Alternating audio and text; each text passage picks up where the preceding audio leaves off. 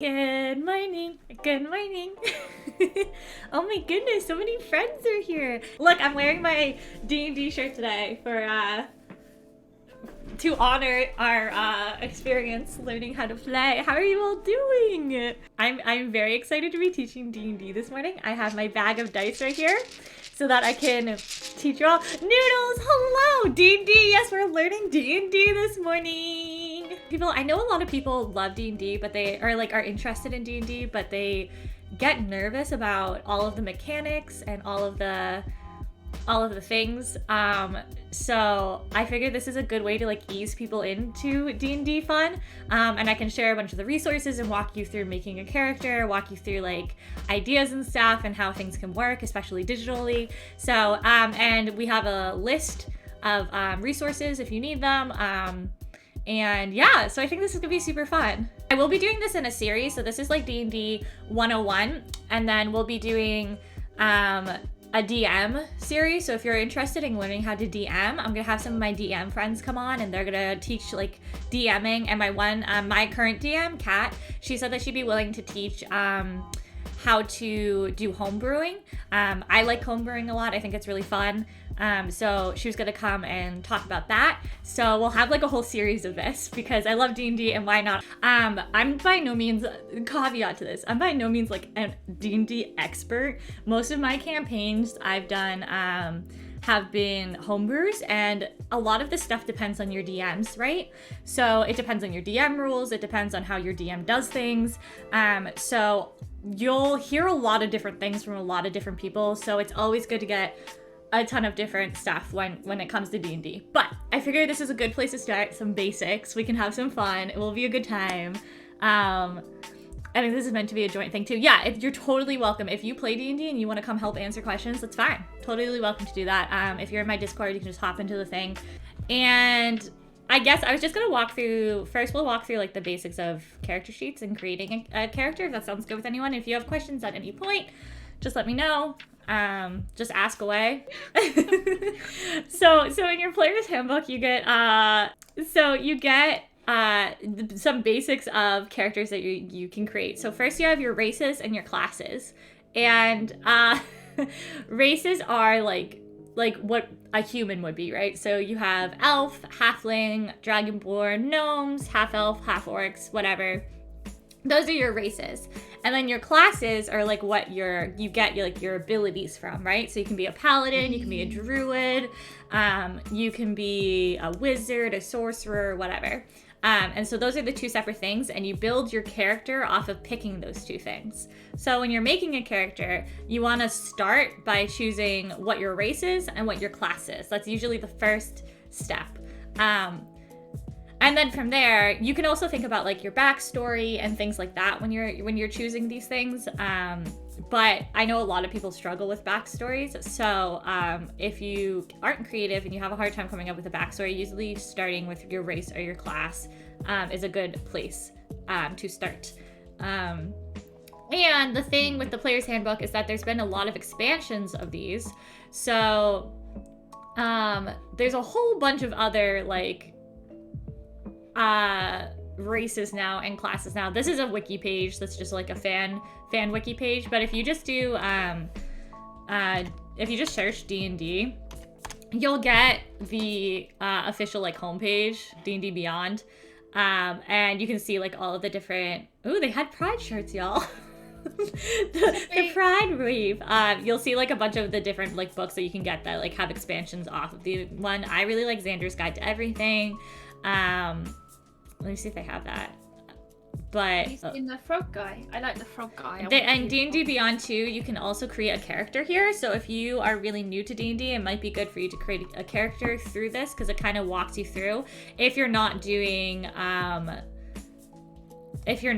homebrew. If doing a homebrew, the D&D Beyond won't have everything because it's homebrew, so it's not the official. You can randomize everything as well. Yes, you can. So on D&D Beyond, if you can see this, if you want to use this to help you make a character sheet, if you're really new, you have your standard, which is like you make all the choices about it. You have your quick builds if you're like doing a first level character. So quick build I would say is good if you like die in your campaign. Then you don't need to like worry about it so much. And then randomizer is like random statistics, random characters and stuff. Okie dokie. So this is a character sheet. This is the very basic one. I don't like this character sheet, so I don't personally use it. I use this one, which has everything broken up into like what ability does what for your characters, which I think makes a lot more sense than this one where you have to like read it next to the word. That's confusing to me, so I use this one. But then there's also this character sheet if you want to be real fancy about it. Which is like all of like the circle of who you are, and this is good if you have like a lot of spells or something because it's a quick look at, but this is still my favorite. And then if you're a spellcaster, there's a spellcasting sheet so you can keep track of everything, and then this is where you would put in all your character details. I can show you some of these filled out if that would help as well. But I figured we could walk through the character sheet and like talk about all the different things, if that works for people. And if you have any questions, let me know. So on your character sheet, you have your character name. I usually do that last because character names are hard to figure out. Because I'm always really particular about names. It takes me like 500 years to do them. And then you have your class. So your class again is like how you have your abilities. So if you're a warlock or a sorcerer or paladin, that would be your class. And then your level is what level you're starting at. Your DM will tell you this. Some DMs have you start at level 3, some 6, some 1. Kind of depends. I think most campaigns I've started at level 1. So you put that there and you want to keep track of that because every level you get new abilities. So it's like if you're playing an RPG campaign and like when you level up you get better things. It's the same thing for D&D. Background is not your backstory. And this confuses new players a lot. Background is separate from backstory. Backgrounds are special like things that help you develop who your character is and where they came from, and they give you special stat buffs and things that make it like easier and more well-developed character. They're not your backstory though. So backgrounds are separate, and we'll go into those different, but just so you know, those are separate. This is your name. Your race is like elf, dwarf, whatever. We went over that. And then alignments are to help you as a player figure out how to make your character. So if you don't know an alignment, it'd be like chaotic neutral, true neutral, lawful good, lawful evil. Thank you for that, host Lila. Those kind of things. And alignments are hard to stick with as a player. I always find that it's really hard to stick with your alignment. So you want to make sure that when you're role playing or doing whatever, if your alignment changes throughout the game based on things that have happened, you update that, because that can happen. Your alignment can change, but you want to make sure you keep it updated. Most DMs I've played with haven't let me be evil, which is unfortunate, but sometimes you get to play an evil campaign, and those are really fun. And evil is just basically like chaos most of the time, but it's like you can be evil and not be a horrible player too. Like you don't have to be horrible to other players. Hey. And then experience points is how you level up. Thank you for that follow, Crimson Rockstar.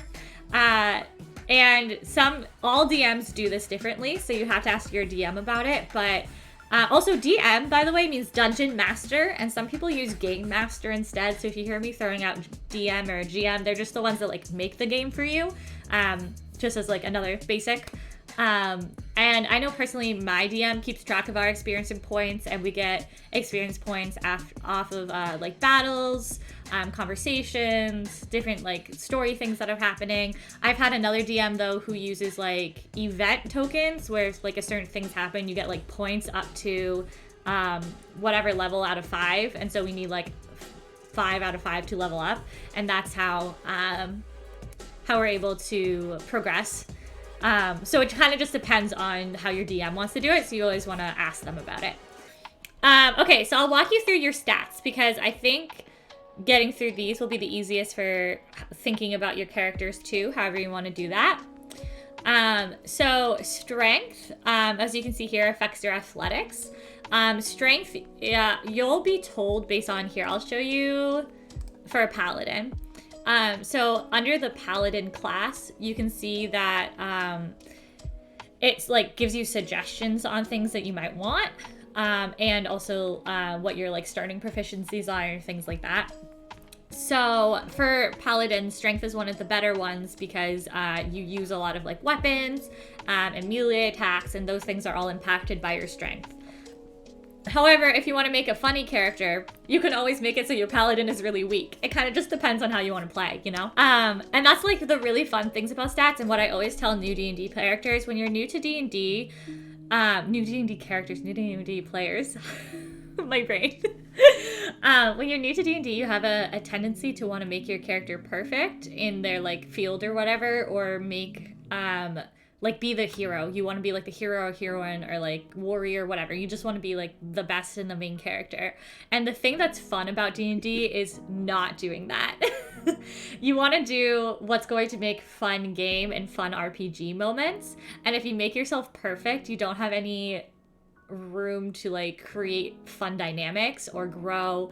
It also can be really annoying for your party members, because if you think of yourself as the main character, then who are they, you know?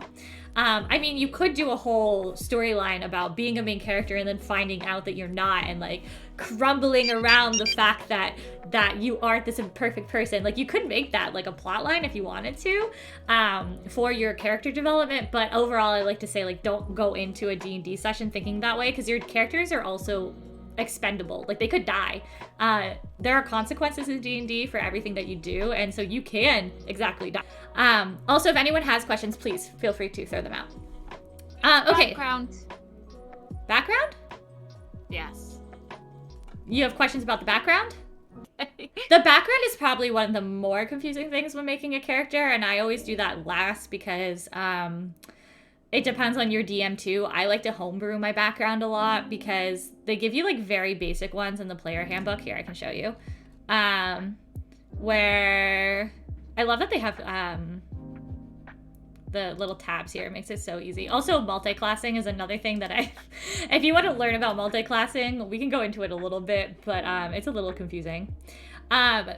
So the backgrounds that the book provides are like very basic. Like, you can be an alkaloid, you can be a charlatan, criminal, entertainer. But the thing that like you should know about these, thank you for the love to the Mars Heart Fairy, is that you get like, it gives you like different features, and it gives you like character suggestions for your bond, for your ideals, for your flaws. It also gives you usually some kind of like bonus to your stats. So if you went with entertainer, you could see that you get different skill proficiencies, and different like proficiencies and tools and things, which I'll go into a little bit. If that confuses you, I will discuss that later. But like, you get different things from your backgrounds, and that's why they're like nice to have, and they have you like flesh out your character. Does that help, Bugs? Does that answer your question a little bit? You didn't really ask me a question, so I just guessed. I want to be a wood elf. You want to be a wood elf? Okay. So why don't we use you to like go through some of the stats and stuff? And if you are playing online, just throwing this out here too for people to check out. If you're playing D&D online, a lot of people use Roll20. So this is my current campaign, everyone. I am Nissa. She is a paladin, Amazonian paladin of redemption, which that is a more complicated thing. But we have a cleric, I think wizard. I think she's a wizard. She might be a sorcerer. No, she's a wizard. A blood hunter, and a bard / rogue. That's okay. That is our group right now. And then we play on Roll20 if we have battles or anything. Or otherwise we play on Discord. And so this is what Roll20 looks like. You can see that we were just left the Underdark. So this was our Underdark. And you can see our current like turn order because we just had a battle. So some people will play, and you can see who died here. So this is like one way that some DMs will run their campaign. So if you don't have a Roll20 account, you might want to think about getting one because it just helps with different things, and it's free most of the time. Okay, back to your stats. So dexterity. Dexterity is like your acrobatics, your sleight of hands, your stealth. So if you're a rogue, dexterity is going to be really big for you. Constitution. Constitution is your health. So every time you roll for health, when you like level up or you're making your character, you're gonna get your bonus points through your Constitution score. So if you want to be like super hardy, you want to add Constitution. Or if you want to be like the punching bag of the group, you're gonna want high Constitution. Excuse me, I have hiccups. Okay, intelligence is Arcana, History, Investigation, Nature, and Religion. So usually if you're more of like a paladin or a cleric, it's suggested you have higher intelligence because a lot of like your things will go into that. And always check your like spell casting or attack sheet to see what it's suggested like you have for your highest. But I always like having like himbo characters, so my intelligence is usually low. And then wisdom, we have animal handling, insight, medicine, perception, and survival. Perception checks are key in D&D, so if you can have yourself be proficient in perception, I suggest it. And usually what we say the difference between intelligence and wisdom is that intelligence is like book smarts and wisdom is like street smarts. If you want to know like the difference between those. At least that's how people have said it to me. And then charisma, that's usually big for bards because that's what their spells are. And it's deception, intimidation, performance, and persuasion. And so that's always what we suggest. And then paladins as well, I think their spells are charisma. They suggest for paladins and clerics to have some level of intelligence because of their religion checks. And if you want to do things with your gods, having religion is usually pretty good, but like obviously not necessary. I never have smart characters. So how to roll stats. So there are 6 stats, and the way you roll them most often is with D4s, which look like this. And if you don't have dice, there are dice rollers online, but they're kind of sucky, so I don't suggest it. If you can use actual dice, use actual dice. Passive is 10 plus skill check bonus. Thank you. Thank you. I knew it was something like that. So yeah, passive perception is 10 plus your skill check bonus. So your 4, you have 4 of the D6. And then you roll these. And okay, so I just rolled a 3, a 3, a 6, and a 1. And from most DMs I've played with, you drop the lowest one, or you re-roll ones. So I would add up 3, 3, 6, and that would be my first stat that I would have. So 6 plus 3, 7, 8, 9, 10, 11, 12. So I have 12 for this one. And that would be my first stat. So let me show you what that would impact with your actual character, though. Where is the stat table? Sometimes I just Google these too, because, there they are. So, So all your stats have different things that go with them. So a 12 gives you a +1. 12 to 13 is +1, 14, 15 +2. So these are what you're rolling for basically. And then you want to put them into your character sheet. So I had a 16 strength for my paladin. So that's a +3 modifier. So then that goes over to athletics, as you can see right there. And you get a +3 bonus when I'm doing an athletics check. And if you have any questions about what any of that means, let me know, because those things can be confusing. Crunchy? Your brain is crunching out, Buggy. Buggy, why don't we make, if you're crunching out, why don't we make your character? You want to do that? You want to go through and make your character? So you have something to focus on? Okay. So Buggy, you want a elf, you said? A wood elf? Yes. A ranger? Ranger. Wood elf. All right, Yes. so we'll pretend that you're level 1. Yeah. Okay, what alignment are you thinking? Chaotic neutral, so then I can do anything. Oh, okay. Chaotic, neutral. This is Buggy. Yeah, my name is Buggy. That's my player name. So most of the time, proficiency bonuses when you're starting out are just +2. I just have that memorized. Okay, you need to roll your stats. Do you have dice, or would you like me to roll them for you? Please, can you roll them? Okay, I will roll. I will roll for yours. So we'll say your first one was 12 because that's what I rolled. Woo! You probably actually don't want me rolling for you because I'm notoriously the worst roller. Also, I'm gay and can't do math. So, hello calculator. Even simple math is too hard for my brain. Okay, so that's a 13 for your next one. What are the dice that you roll for character stats? You roll a d6. So they look like those little squares. You can see that. And then you drop the lowest one, Pyra. And these are pretty basics. These stats will also go up depending on what you choose to do with your character. And you need 6 of them overall. Speaking of rolling to hit things or rolling for checks, this is a d20.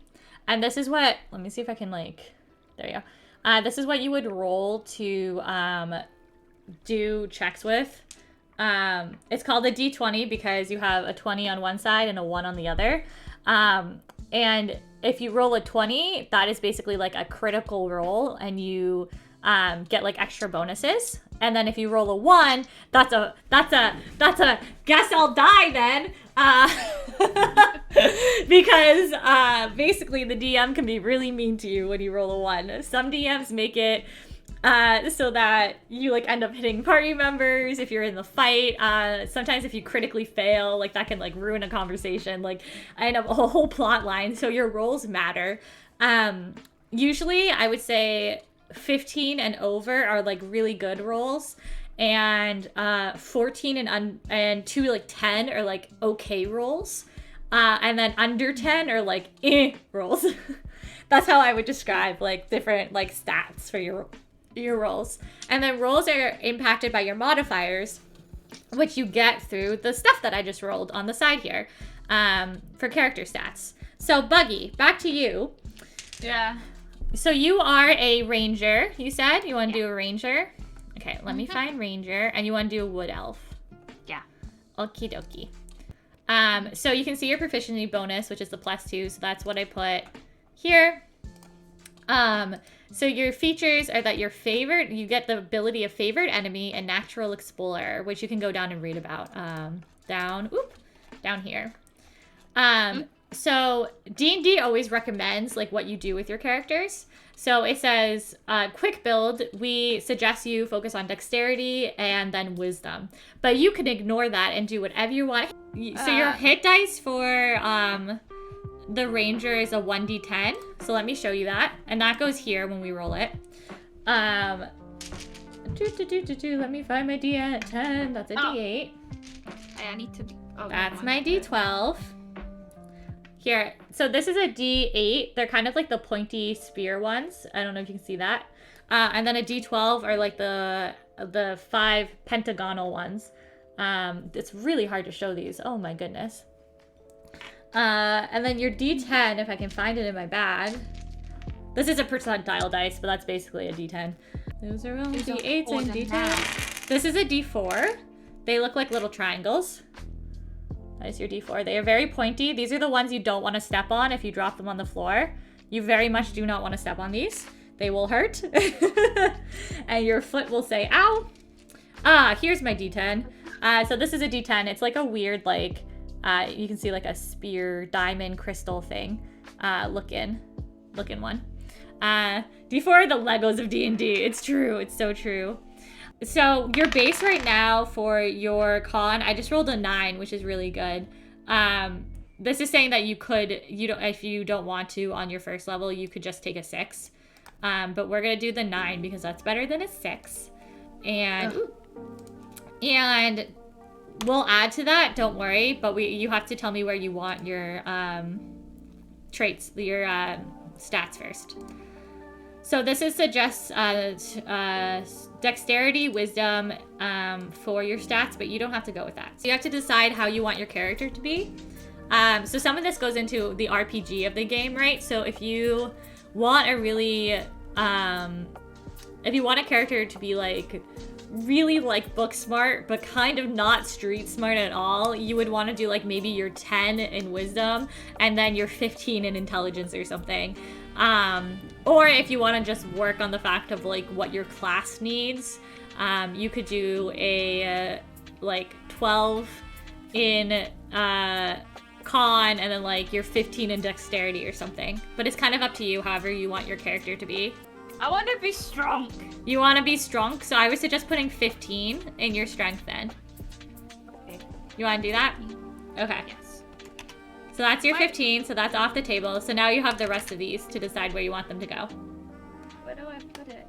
Wherever you want. It's your character. No. Oh, yeah. And you can decide whether or not you want... Some people like putting their thing here and then they like putting the modifier here. But I don't do that. I think that's heathen. And it puts +2. Yep, so you can look at your guide and you can like go back down to the ability scores to see what it is. And I think you're right, 15 is +2, so yeah. So you would go back to be charismatic. You want to be charismatic too? Yes. Not 12. That'd be You want to do 13 for that? Yeah, yes. Okay. 13. And don't forget that you also can change your abilities based off of your background and your race. So these stats will go up and down. So you can also move them around depending on if you like, say you have a human and you can add 1 to each stat. You can like change where you want them based on like how you want your modifiers to go, you know? Okay, where do you want the other 13? Wisdom. Wisdom. So you want to be street smart. Street smart! John Mulaney. Okay, and so you have 2 12s and a 10 left. The 12s also give you +1, so they don't really matter. And then the 10 won't give you anything. It'll just give you +0 right now. So that's when I would usually see like what my race gives me. So you're gonna be a wood elf. So we can go back up to elves. So you can see that these give you different stats as well. I'm gonna zoom out so it's easier to find. So that gives you like name options right here, and then it also gives you like the different like languages that you'll speak and the sub-races that you have. So you chose a wood elf, but you can see that your dexterity score increases by 2 as an elf. So whatever you choose to put in dex will get added +2 to it. So if you have a 10, it's going to change to a 12. If you have a 12, it's going to change to a 14. But that's what would happen because you get to add 2 as an elf. Does that make sense? Constitution. You want 12. Constitution 12? Okay. Okay, and then you have intelligence and dexterity left. Intelligence 10 and dexterity 12. 14. Okay, 10, which is +0. And then 12, which will be a 14 because you're an elf. Yeah. So you get a +2. Okay, and then so looking at your race as well. What? I don't know. So Just ignore me. Okay, so the race traits also give you other things that you can go off of. So like your age. This suggests that elves typically claim adulthood around age 100. So if you choose anything under 100, you are not an adult. And then you can live to 250 years old, to 750. Wow, I cannot read. And then it gives you some alignment ideas, which I never pay attention to, but if you need some more help with that, those are some ideas for you. And then this suggests that elves are 5 to 6 feet tall, and they're medium, so you can decide how tall you are off of that. This also gives you your speed, so you have a walking speed of 30, so that will go here. No, I have 35 because I'm a wood elf. Good catch! And see, the sub races also give you different things. So if you decide to be, let me find the wood elf here. And my wisdom score increases by 1. Why is this not letting me scroll down? Hello? Yeah, mine was doing that earlier. It's really annoying. There it goes. That was weird. So wood elves, you can see like what theirs are. Oh, so your ability score differently is increased. Your wisdom is increased by 1. So that will be 14. Yes, but the at least the way I've always played the general elf traits still apply to you. You just get an extra. So wisdom score increases by 1. So that'll be a 14, which brings this to a +2. So you can see how this changes your stats from how you've rolled them based on like what your character is. So yeah, so you have fleet foot, which means your walking speed 35, so good catch. And you have Mask of the Wild, so you can attempt to hide even when you are only slightly obscured by foliage. That's cool. So this is a neat little like thing that's special to Wood Elf. So what I usually do is I just copy when I have my when I'm using my PDF, and I just paste in like feats and traits so I can keep track of it. You also have dark vision, so I would write that here too. So you just remember that you have it. Oop. Where'd you write it? Oh, in features and traits. It will get smaller. I know it looks really large right now, but it gets smaller as you type in the box. Whoa! Why is that? That's not a word. I'm gonna be 6 foot, okay? Okay. You can be 6 foot. I'm gonna be... So where I would suggest putting that information is here. This is your character detail sheet. So you can put your height here as 6 feet. I like to have both. You can choose eye color, skin color, weight, hair. You don't have to pick any of these to help you. And your age when you figure it out. You can also put like different additional treasures, feats and traits, your organizations, character appearance, that kind of stuff as well. So as an elf, like I said, you have dark vision, which means you can see 60 feet in dim light, which is really good if you're doing things in like the Underdark or other like dark places. You don't need a light. Okay. You also have keen sense, so you're proficient in perception. So we're just gonna make that, where is it? Right there. We're just gonna put a little black dot there. You click that to let yourself know that you're proficient in it. So when you go and fill in all these stats, you'll add the +2 here as a proficiency bonus to perception. And that's how I just keep track of that. +4. There's a dot. Okay. Yeah. And you have advantage on saving throws against being charmed, and magic can't put you to sleep. So that's another little cool trait that that elves have. So that is all the stats that you get from being an elf. So then we want to go back to ranger. To finish your class features here. So we did your hit points. So that is in your class features for anyone following along. So your saving throws are strength and dexterity. So you want to go back in. I don't know why this popped out, but it is annoying me. Hello? Can you go back in? Okay. So saving throws is strength and dexterity. So you want to put a little thing right here to let you know that these are your saving throws. Where? Oh, I don't... The little dot things. Or you can just write it down. It's kind of up to you. Saving. And then you can see your proficiencies here. So you're proficient in light armor, medium armor, shields, simple weapons, martial weapons, and then no tools. So it doesn't really matter. So on this sheet down here, you want to go to proficiencies and languages, and you just type in, I always do it by category. So I go armor, and I do light armor. And if you don't know what this means, I will explain in a second. Light armor, medium armor, and shields. So being proficient in armor basically means that these are the armors that you can wear and not have disadvantage using. It's just like a way to like make the game more realistic, because you're not going to be good at everything, right? Like your character can't be good at everything. So being proficient in something just means that you're able to use it without a disadvantage. So you can wear any light armor or any medium armor and be fine. But if you try to wear like a paladin suit of armor of heavy scale mail metal that like clings everywhere, like that's not gonna work for you. That's not gonna be good. You're gonna have a disadvantage trying to use it. You're gonna be not great at that. So that's what that means. You're also proficient in simple weapons and martial weapons. And then for Buggy, your skills, it tells you to choose from 3 skills you would like to be proficient in. So you have animal handling, athletics, insight, investigation, nature, perception, stealth, and survival. And you might recall that you're already proficient in perception, so don't choose that one because you're already proficient in it because of your elf heritage. So you don't need to... I want animal handling. Okay, and you can choose 3, so that's 1. So you're gonna be proficient in animal handling. Wait, where does it say that? It's under your class features. It says skills. Choose 3. So then it lists out 3 you get to choose from. Like 6 or 7 that you get to choose from. Animal handling, nature, and survival. I think.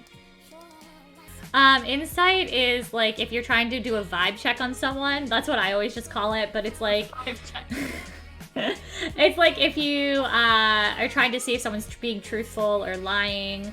That would be like an insight check. What's survival? Survival, so that'd be like if you are in the desert or something and you need to search for water, that'd be a survival check. Investigation. Investigation is if you're like looking around for like a murderer and you're investigating who this murderer is and you need to see like at a crime scene what kind of clues you're looking for. And most of the time DMs just have you do perception checks though, so it kind of depends. Another tip if you don't have the player's book is that you can literally just Google like I just did and you can find all of this information for creating a character just on Google. Hit dice. We already did that. So that was the 1d10 I just rolled you. 1d10. So you want to write that there, that it's 1d10. And this can change as you level, so that's why you just write it. Okay, Buggy, so we already did your constitution. So now that we have your constitution, and we've done your class stuff, we can add constitution to your hit points. So you have a +1 to constitution. So we can make your 9 that we rolled originally a 10. And so your total maximum hit points now is 10. Right, we're making a level 1 character. So Buggy, actually your hit points will be 11. Because as Dazzy, so gratefully thank you for pointing out, on your first level, you can take the maximum number of hit points. So your total is actually 11. Because your max number of hit points was 10. But what we did was afterwards you can roll the medium, which is 6, or a d10, and then add your constitution modifier to it. So that's what we did instead. It's 11. Yeah, so your Now total is what? 11. Okay. Hit points. So do you have your skills? You only gave me 2. You said animal handling and... Animal handling, nature. You want to do nature and survival. And survival. Okay. Cool. Awesome possum. So next is your starting equipment, and this tells you based off your class what your equipment would be, and what's granted by your like background, but we haven't picked a background yet, so ignore that. So this is just what you start with. This is just what you're starting with for now without considering what your background is. So you can have scale mail or leather armor. So I can show you what those would be. And these impact your AC. So leather armor is 11 AC, and that's how hard it is to hit you. So when I roll a d20 and I want to attack you, Buggy, I need to get an 11 or higher in order to hit you if you have leather armor. If you have scale mail, I need to get a 14 or higher to hit you. But you're not as stealthy because you have stealth at a disadvantage because you're clanky. You make jingly sounds when you run around, so your stealth is at a disadvantage. So if you wanted to stealth, you would have to roll 1d20 twice, or 2d20, and whatever your lowest was what you'd have to take. That's what disadvantage means. Wants leather. You want leather. Okay, so your level, so leather is 11 for AC. And you get to, so armor class, which is what AC stands for, you would put 11 here. I do believe that you get to, you add dex. Thank you. So you're adding your dex to your AC because it's light armor. So it's going to be +2. So 11 + 2 is 13. So now your AC is 13. Okay, so you picked leather armor. So now you have 2 more. You have another option. You can have 2 short swords, or you can have 2 simple melee weapons. What would you prefer? You can see what simple melee weapons are. You can see your martial weapons are here.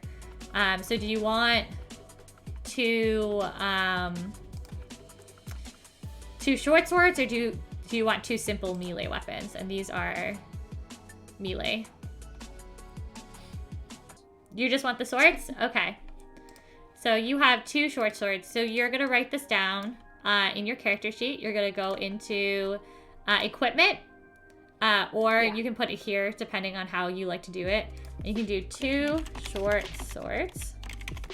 I also always like to put leather armor. And I always put 11 plus dex to remind myself of where that number came from.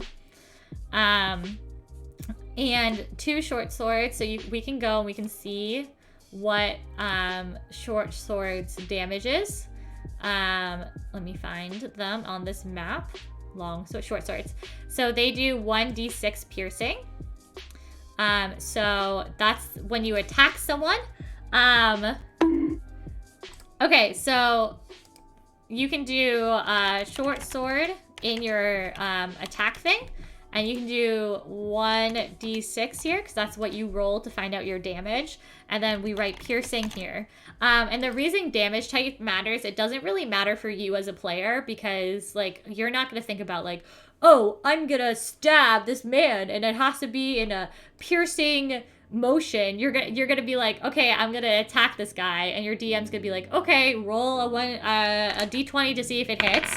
You roll a d20, you get a 20. Woo, so exciting. It hits. It's a critical hit. You roll a 1d6 and you do 2 damage. That's what that's for, because you need to know it like dice to roll for it. And the piercing only matters for the DM. So, for a DM, if it's like a demon or something, it might not take piercing damage. It might not take fire damage. So that's why the damage matters, because you need to know if your enemy is actually affected by your attack. Now on to your next one. You can have a Dungeoneer's pack, or you can have Explorer's pack. So the Dungeoneer's pack includes a backpack, crowbar, hammer, 10 potions, 10 torches, a tinderbox, 10 days of rations, a water skin, 50 feet of hemp rope. And your Explorer's pack includes a backpack, bedroll, mess kit, tinderbox, 10 torches, 10 days of rations, a water skin, and 50 feet of hemp rope. The Explorer one, because then I can have one of those weird water skins. Okay. Look like ball sacks. So what I usually do is I usually just write Explorer's pack on like my main character sheet, and then character details, I'll write out exactly what's in it. So that I know.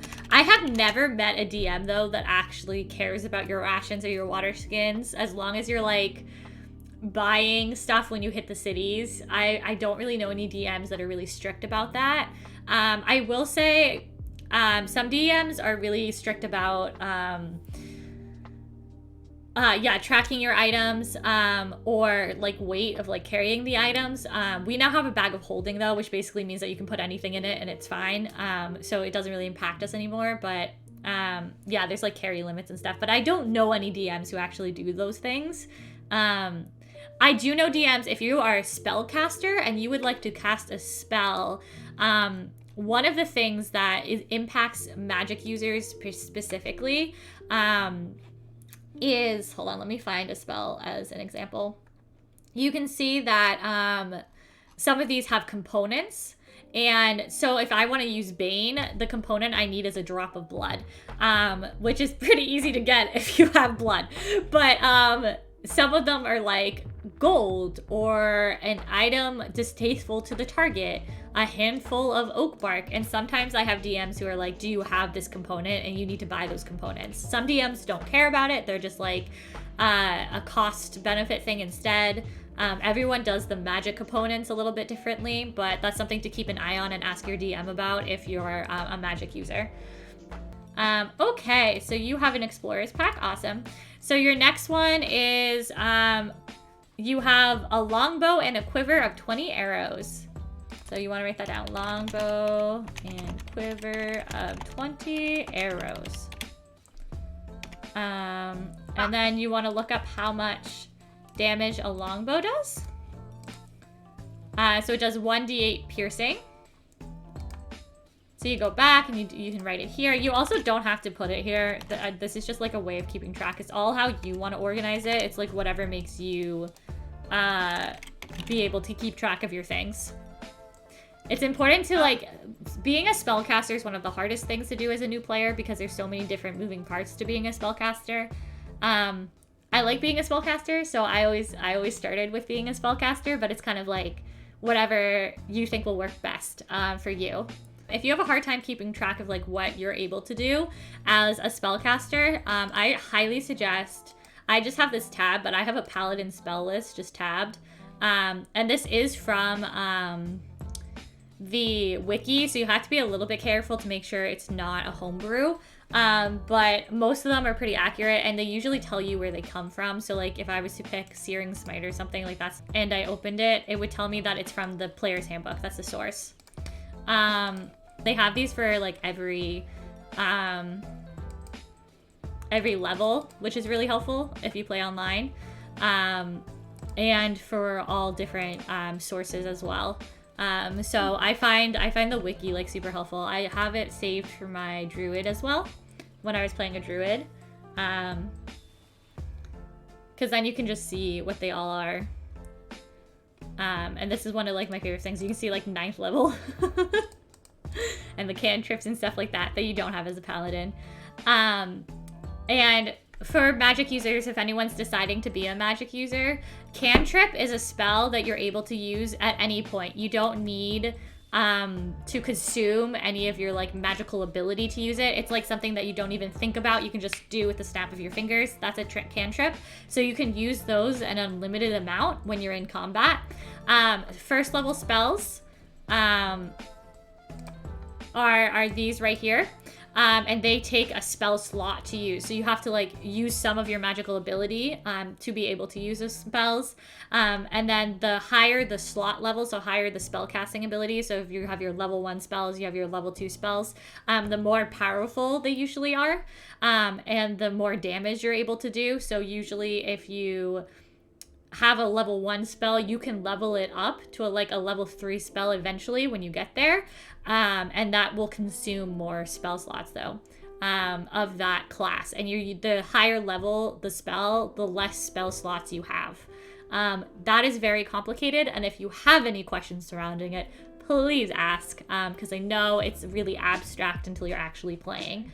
But I'm just looking through the spells in the book. I have to go to the pages. Yeah, so Flora, another thing I have an app on my phone. When I was playing in person and only had my, I didn't have like a computer to just Google search. There's an app on the phone that you can use the spell, like you can put your spell stuffs into, and then you can just look at your phone app while you're playing, so you don't have to leaf through the book, because I remember playing in person and leafing through the book was so confusing. I had to like tab all of the pages that my spells were on. And if you're a druid or a paladin or a cleric, where you can like have all your spells readied, or you have to like change out your spells, that gets so confusing because you have to like every day go back and redo the spells to like change your spells out. It gets to be a lot. I don't need to sleep. Yeah, yep. So elves, if you choose an elf character, you meditate instead, / trance, and it's only for 4 hours for a full rest. Where do I put that? And you don't sleep. You can just put it in features and traits. Oh. Okay, so we've done like the basics of your character sheet right now. So over here, what is really left is personality traits, ideals, bonds, and flaws. So this is where choosing a background comes in. And if we're going off of the basic D&D book, there are just backgrounds in here that you can choose from, which we kind of already went over.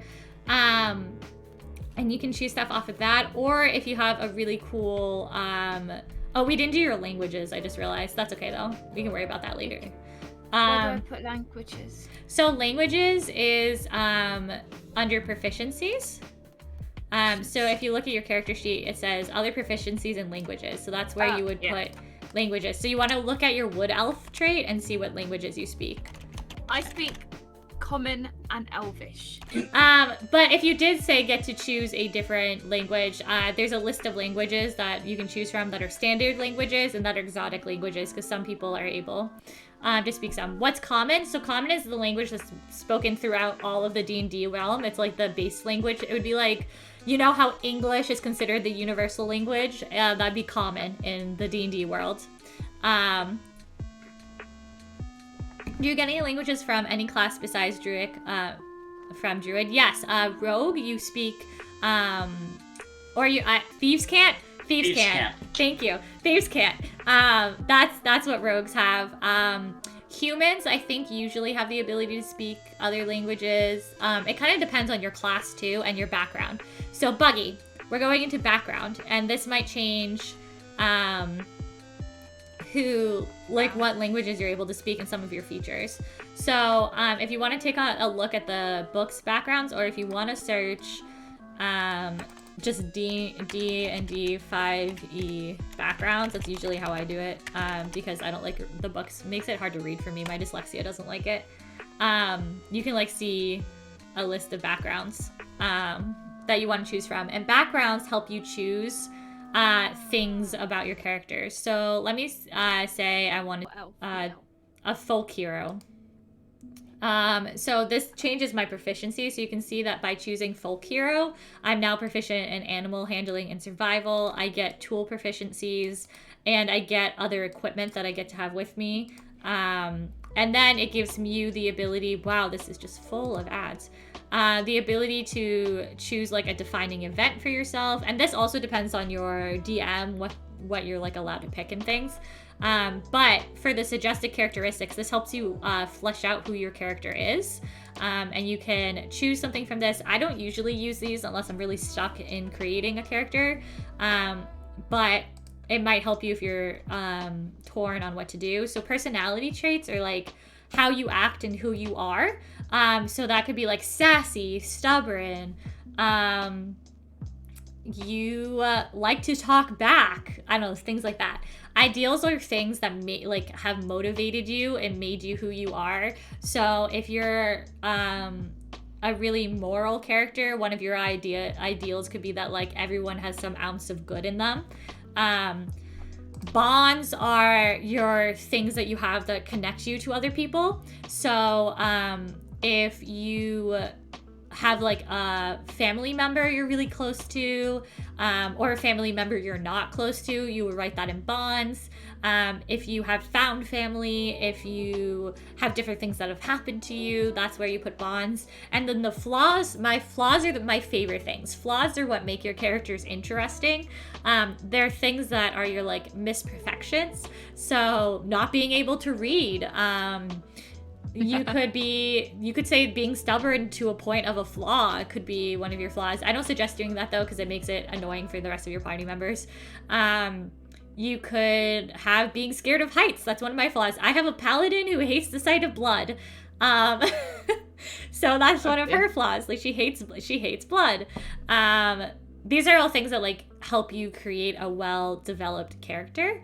And to show you what my DM did for us, this is my character I'm currently playing. And I like wrote an entire backstory. Like this is my backstory for my character. You can see how like fleshed out I got with it. She didn't make us do that, but I wrote a story. And then so here you have my age. You can see like who my god is, what my oath is that I took. My DM offered us questions to think about when we were creating our characters. So items they may have on them before the beginning of their campaign. So this could be things that are important to you. Family, this helped flesh out the character. She had me write who my father was, who my mother were, who my siblings were, and other family members. And being an Amazonian, I said my father was unknown because I don't know my dad because Amazons don't really, and then the hometown information, so she put that in, so I got to know more about my hometown. Fears that we have, hobbies that we have, and this hobby thing actually became big. My person is into knitting and baking and crafting and metalwork. So everywhere we go, she's like, we get out of trouble sometimes because I have cookies with me a lot because I just have made a cannon that she like bakes every night. And so one time we needed a kid to give us a key to something, and I was like, hey kid, can I have the key in exchange for this cookie? And the kid was like, yeah, sure. And so like your hobbies and like these things that you think might not be important can actually be like really funny ways of like fleshing out character roles and RPGing things. So they can be really great. Okay, and then there's a question about yay to native animals, and then traumatic moments in life, love interest, alignments, any trouble with the law. how does your character feel about authority, extrovert, introvert, ambivert, a culture that may be an inspiration to your hometown, and then character inspirations. So those are all questions that we're asked to in order to like create our characters. Some other questions that I like for like character creation purposes are like, what's a defining moment in your character's life? That's always a really good one to like make you start thinking of things like what is a defining thing that happened to your character. You could also think about, if my character had to pick 3 things to do in a day, what are those 3 things that my person would want to do? Or you want to think of like things that you also want to keep in mind that, again, you're not the main character. And I think everyone has a habit of like making like super dramatic stories for their characters, but it's totally valid to like have a student who only knows student spells because they were a student. Like that's fun too. And like that's not like a big dramatic story. I'm not one to talk. I love to make traumatic stories for my characters, but because I just like I like storytelling aspect of D&D. But you like don't have to be super dramatic with it if you don't want to. You could literally just make like a old lady elf who likes to cook and bake with her kittens. She has a bunch of cats. She's a crazy cat lady, and she only knows spells that are good for her crazy cats. And then one day all of these adventurers show up in her hometown, or her hometown like they're missing food, and she like goes out to go find food and runs into like this ragtag group of adventurers or whatever. Like it can be like basic stuff like that, and that's totally valid for a character and really funny if you think about it. You could have like a little old lady who like is on this adventure and she's just like doing nothing, but yeah, the backgrounds help a lot if you're really stuck and you're new to D&D and you're not sure what to do. Picking your background and going off of that can help a lot. So if you do like the noble background, or you do like a guild artisan, how did you join the guild? How did you become a member? How did you start getting into crafting? How did you become a merchant?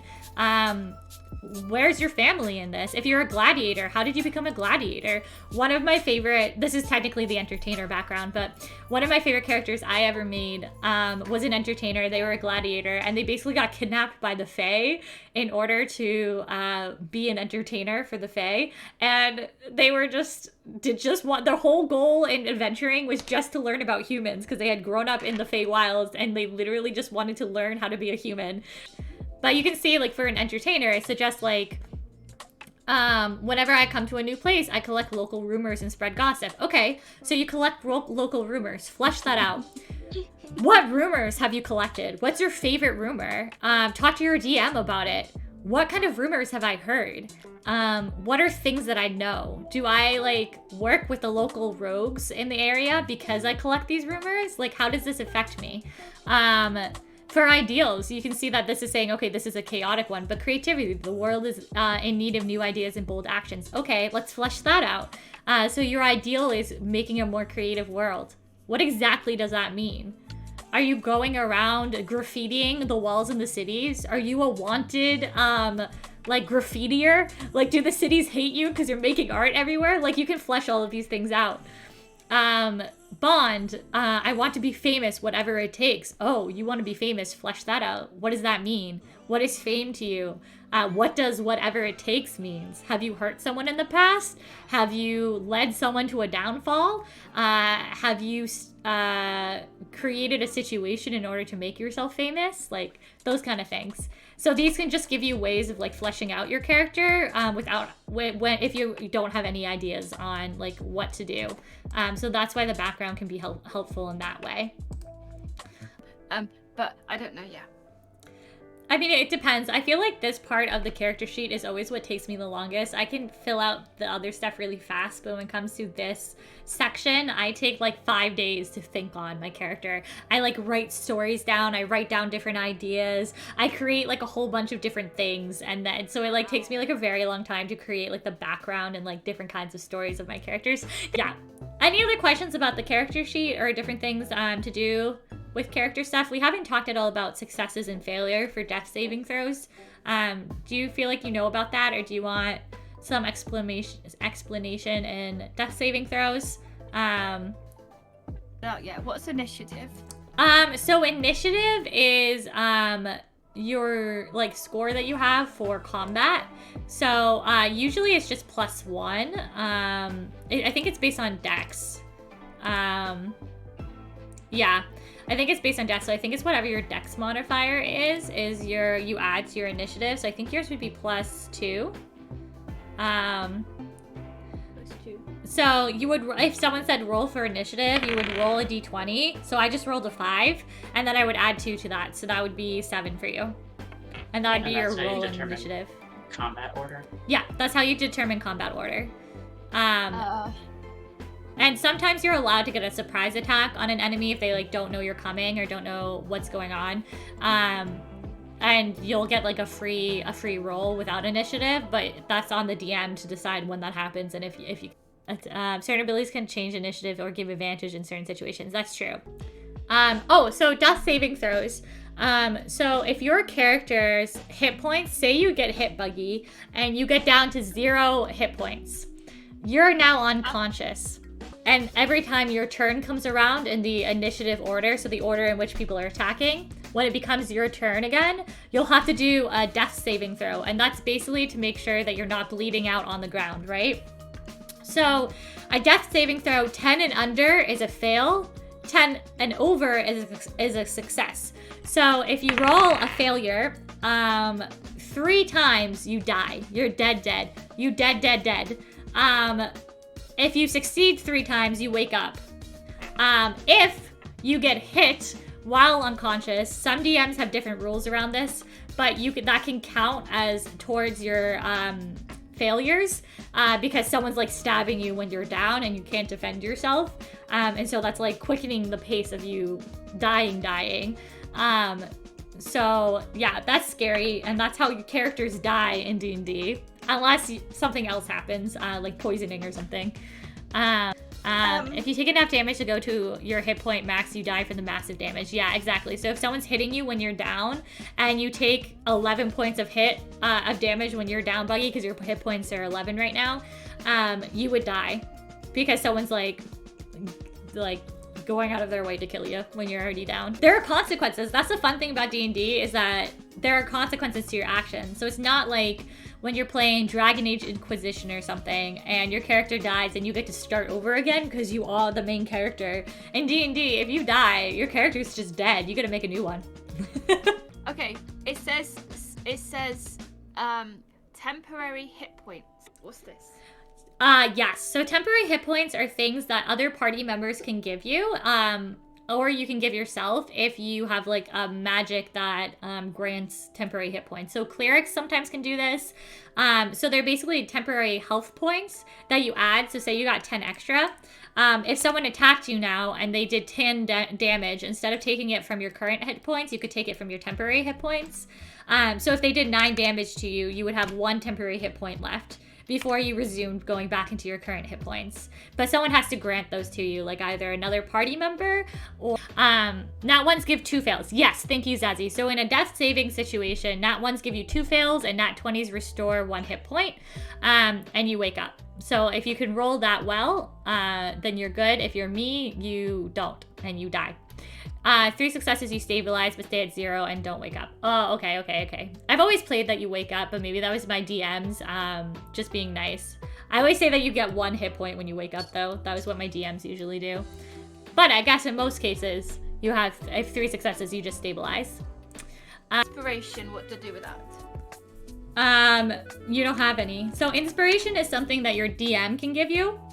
if you're really good at role-playing, or you do something really creative and really amazing in like the way you're playing D&D, a DM can decide to give you inspiration, and inspiration basically means that you can re-roll one of your dice once, usually a d20, and it's an optional mechanic. DMs don't have to use it, but if they decide to, it can be really nice. It can save your ass, but they're few and far between to come by. Usually you don't have inspiration, so that's usually just blank.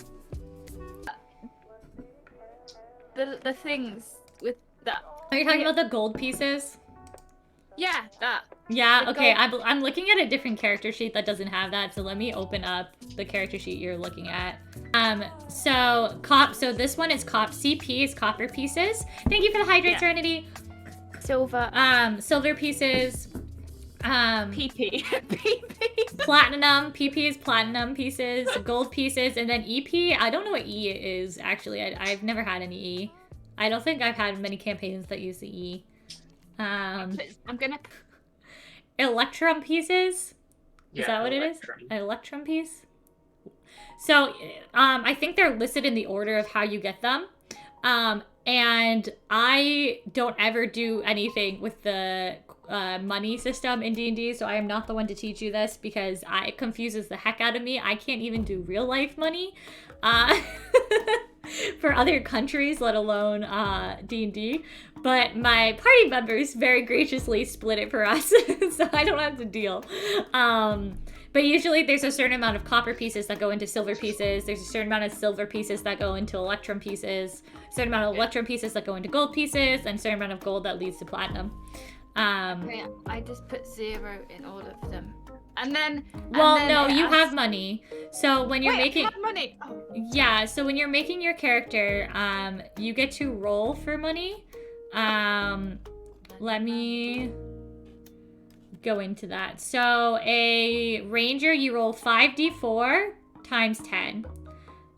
So I can do that for you. Yeah. Woo!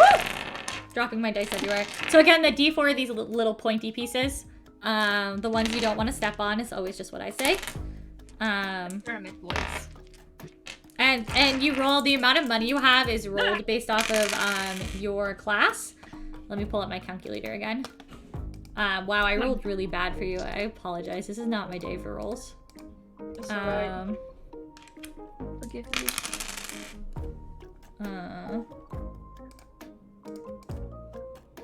So you have 10 times 10, so that it's 100 gold pieces.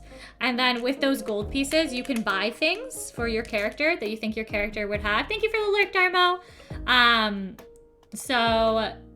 Oh, and here's the standard exchange rates, if you care to educate yourself on those. There's a lot of fractions, and I don't like fractions. But if you are someone who wants to deal with the exchange rates, there you go. I'm also gay and can't do math. Gay and can't do math up in here. Okay, so you have 100 gold pieces, so that's how you would buy any other armor you want. So say you didn't want your leather armor, you could buy different armor with that. So with your 45 gold pieces, instead of having leather, you could buy studded leather, which gives you 1 point of extra AC. Or you could buy different weapons that you're proficient in, or things that you think your character would have. So here's like the table of weapons, and you can see that there's an amount of gold. You can also buy provisions to start. You could buy adventuring gear. So with the 100 gold pieces, you can buy whatever you want, or whatever your DM says it's okay for you to buy. Can I buy an animal? Can I buy a fox? Can I buy you would probably have to talk to your mushroom. DM about that. I don't think that's the standard thing that people typically buy, but you might be able to. You could buy a toolkit. You can buy mounts and vehicles, technically speaking. Let me see how much they cost. You can buy a camel for 50 gold pieces. You can buy a horse for 50 gold pieces. You can buy a mastiff for 25. A pony, a war horse. You can't buy a war horse. You don't have enough gold. You have 100 gold. I would maybe suggest saving your gold, though, because you don't know what you might want to buy later. If you want, like, a magic weapon, you have to save up for those. Magic weapons are really expensive. But if you really wanted an animal, you could buy one. You could also ask a DM for other things other types of animals you can buy. You also, sometimes you're able to have trinkets based off of your background. So you can see there's a trinket chart here. All right. Any other questions? I think mainly, Buggy, what's left and what we haven't covered this time is just the character detail sheet. Where like you can pick your character picture. This is pictures that you can do. Character backstory, treasure, allies and organizations. I can kind of show you what this looks like with my character. So for Namid was in charge of a dancing group, like a traveling circus type thing. So her organization, her allies and organizations was the Dancing Crow Troupe, which is like the one that she ran, and they helped kids and stuff. This is a picture of Namid. And then you can see Namid's backstory. I also have this written in a Google Doc because you cannot read this, but that's there. You can see some features about Namid. Namid had a special ability, so she had a twin. I played with another of my really good friends, and Namid and her twin Kamala had the ability to like hear and see pain of people in the world, because they were star children, which is a homebrew class, and it was crippling, so she got separated from her twin in any capacity. They were like incapacitated, so that was bad. And they also had a tattoo and stuff, so I wrote that information about her tattoo and additional features. I wrote what she specialized in here, and then we had little treasures that spoke to her backstory and stuff. So that's what this character sheet is for. All right, y'all. Anyone have any questions that I can help with? Can you explain weight in D&D? Sure. So weight is like the amount of equipment and things that you're carrying. So everything you have weighs a certain amount. So you can see this light armor here, this leather weighs 10 pounds. So depending on how strong your character is, it explains how much your character can carry. And some DMs are very strict about this. They only let you carry a certain amount, and some DMs don't care at all. I personally have a DM who doesn't care at all about the weight of what we're carrying. But if you're a weaker character, you can carry less, and if you're stronger, you can carry more. There's also an amount that you can carry in your bag. It's basically like, say you're going on a hike, and you're trying to bring all of the stuff, like a camping bag, tools, all of these things with you. It's like, what are you able to carry on that hike before it's too heavy for you to actually be like easily walkable? That's like what weight is. And if you have a bag of holding, which is a magic item, you can put anything you want in there and the weight doesn't matter. It's like the special ability of the bag. So yeah.